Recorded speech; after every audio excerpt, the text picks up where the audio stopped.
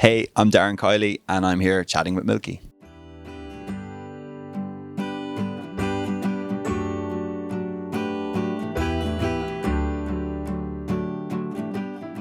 So I grew up in Ireland and I played traditional Irish music growing up. That was what people in my family played. So I played fiddle mostly. And then when I was about 15 or 16, I picked up a guitar and just started learning cover songs. And it was just something I did in my room, played along to songs, didn't really sing a ton. And then I was a few years into college in Ireland and I decided it wasn't for me. So I wanted to play a cover gig in a pub, and I did on that time out. From there I started kind of writing songs, and I just wanted to try and see if I could get to the place where I could play my own music at a gig. And to do that I started kind of releasing music, and one thing led to another, and I'm kind of here, I think. I wouldn't say I'm proficient. I play guitar for the whole gig, which is grand. I can get by. Keys, not too hectic, but I write songs sometimes on keys. And then if I could play a tune on the fiddle, but I was better when I was younger, definitely. I think songwriting for me a lot of the time starts with melody.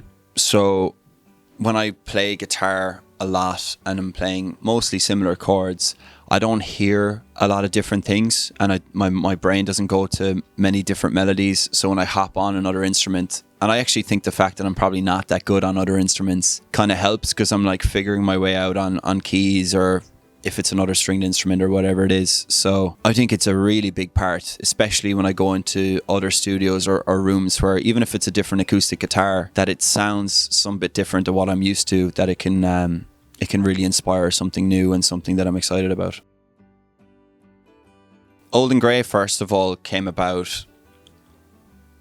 It's kind of two thoughts that were going into my head at the time. There was one thought where I was like on the road a lot. I've been touring a lot for the last kind of year and a half, and since I kind of moved to the US, I've really not felt a sense of home for quite some time. And it's really been, the really important people in my life, that whenever I'm around them, I felt like that's when everything feels right, and when I feel like I'm at home. And I thought that if I come to the end of my days and I don't have that, it's called Old and Grey, that would be, I think, the saddest thing or the biggest regret I'll have. So that's where that song came from. And then Mulcair Road is about a family member of mine that I lived with for a good few years. And when I was in New York originally, unfortunately got the news that she was sick. And because of pursuing music and being kind of in between visas at the time, I didn't get to come home for her funeral. So it was about going back to that place for the first time, and I guess just wishing that things didn't change. And that's kind of been maybe a consistent thing I write about, is, you go back home after being away for a while and you think things stay the same, but they don't. I guess it's that kind of jarring experience of going into a place that's different for whatever reason. I do like the very start of Mulcair Road. I remember writing it, and that first verse, I was kind of in a stage where I was like, I'm not creating anything today, and I started playing the guitar, and suddenly I just mumbled out that first verse, and it didn't change from what I mumbled out. And the line is, my mind is moving quicker than I've known, my feet are moving quicker than they're told. And I think it just captured everything I felt going back to that place for the first time. And I don't know if it's even that clever of a lyric, but it's the fact that it just came out without me really thinking about it, that I'm like, I love when that happens. I think sonically I'm trying to chase what I grew up listening to and what I like listening to, and I think that's where it lands. It's not, we have to have a mandolin here, or we have to have this. It does vary on the songs and in the songwriting too. I know there's some artists I listen to and it feels like a lot of the songs are consistent. It seems something similar over and over again. But I think I'm trying to vary it a bit, in that some songs do lean more rock, some songs lean more pop, and some are more folky, or for whatever reason. I think if I was a band, I'd be more precious about it. That I think like the bands I love are like very consistent in their sound, whereas I'm just trying to make, whatever the song feels like it should go towards, or when you're recording it, that's where it lands. And I think that's just happens to be that kind of folk, pop, rock kind of what would I call it? I don't know. Variation. It's not it's not something I'm like feel constrained to do. It's just that's the type of stuff I love listening to, I think. I live in Nashville now, where there's a big songwriting scene, and it's very much a case of you go into a room with people and you create something from scratch. And before that, I just wrote all by myself in my room, and that would have been more on vibe, I guess, and usually melodies. Whereas now, I guess I'm thinking more about concepts off the bat, rather than, you know, I hear something I like or a melody and I'm like, oh, what could that be about? I think what works for me is honestly having voice notes and stuff at the ready, so wherever I am, that if something comes into my head, it's captured, and whether that's something I continue on by myself or bring to a few people, that's the most consistent thing, I think. First sip of coffee was definitely memorable, but even like we got here midnight into morning in Melbourne, and just, I don't know, even like even going through security to get, once we got our luggage and stuff, there was just a really nice, it felt like a really nice welcome, which you just don't get everywhere. It's not that it's hostile anywhere else, but it felt like, you know, people are really enjoying life here, and you get that sense from people when you talk to them that they're like enjoying life. Even though, and like, Sydney is very different than Brisbane or Melbourne, and it's busy, but you still get that sense that people are enjoying it, which was really nice to be around. Bucket list wise, I don't know. We're gonna hopefully get some pictures with quokkas. Am I pronouncing that right?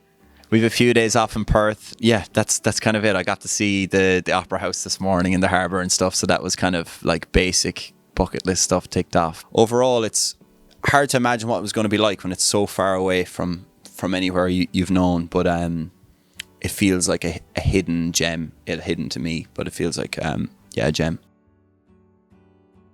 I'm biased, but I think I have a great band. I think they can expect that we're going to give it everything. It's going to be honest, and hopefully it sounds like, if they listen to the stuff on Spotify or wherever they get their music, that it sounds similar, or if hopefully better, and that, yeah, it's just an hour or whatever it is, an hour and a half of a time where it's a break from everything else, and hopefully that we can kind of capture attention for that period of time and make it feel as magic as we can. Yeah. Live shows has always been, like, that's where I initially found music to be magical, and found it to be just, where I got like an out of body, out of world experience was like, honestly, I used to watch YouTube as a kid, and it was live shows. When I first discovered music, like a clip of someone playing live, I thought it was like I uncovered something that was like a treasure or something, you know. I thought it was incredible. That's where I love listening to music, is watching it on YouTube and watching people play live. So I used to watch concerts all the time. When I started releasing music, I would try put on live shows in New York, like every release, and I was like, you know, that was the biggest goal ever, was just to have people come and listen to my own songs. So I think since that started happening, it's always been a passion, and something I'm really at the center of the whole art and the whole career is to get in front of people and play. So that's why we've, you know, tried to decide to go as many places as possible, and it doesn't matter if it's a big show or a sold out show or whatever it is, that if there's hopefully enough people willing to listen, that we'll go and play. And I think, yeah, streaming music is great, and there's obviously online is so important, but I don't think you can create the magic of something live anywhere else other than at a live show. So that's why it's my favorite thing to do.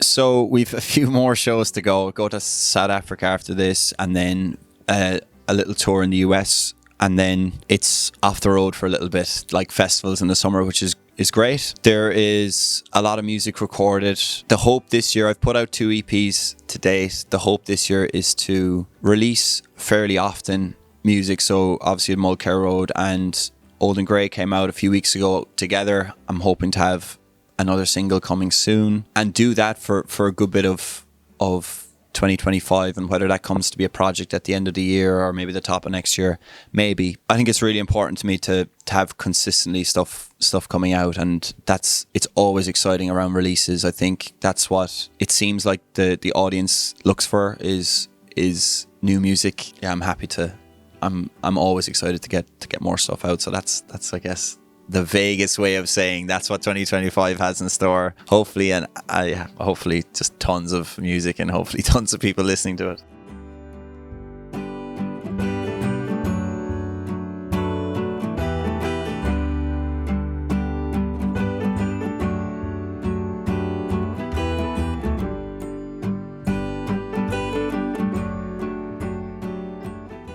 Bob Dylan, Bruce Springsteen, Damien Rice, The Lumineers, David Gray. Bruce Springsteen. The Lumineers self-titled album. Interstellar, but you can't, like, that's got the best soundtrack ever, so it's like, it's not going to be better than that, but that's I think that's my favorite movie. This could be someone's favorite song. Try to do it justice. Hannah Montana. My heart can't reach my mind to try and change it. Mr. Tambourine Man.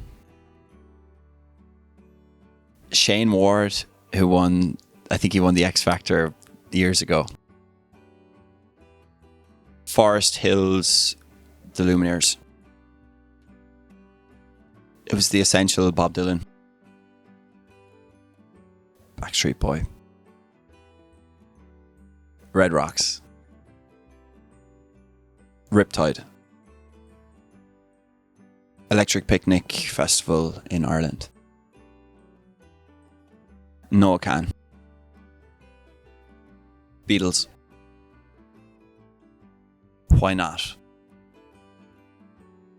So I didn't read books for like 15 years until January, and I read 2 Australian books.